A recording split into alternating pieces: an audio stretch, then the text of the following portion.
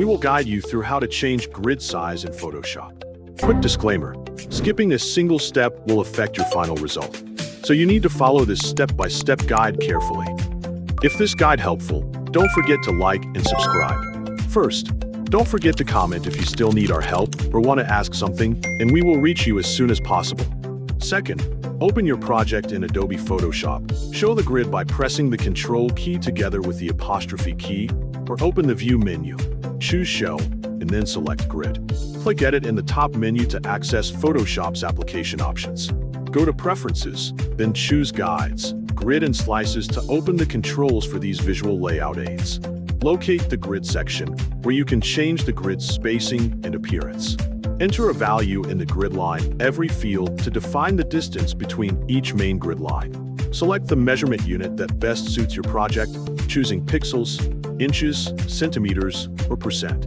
Set the subdivision's value to control how many smaller sections appear between the main grid lines. Review the canvas and adjust the grid spacing as needed, using larger values for a more open grid or smaller values for more precise positioning. Choose a grid style from the available options. Use lines for solid grid lines, dashed lines for broken guides, or dots for a lighter and less distracting display. When the grid looks suitable for your work, click OK to save the changes and close the Preferences window. If you want layers, selections, or shapes to align with the grid automatically, open View, choose Snap to, and enable Grid.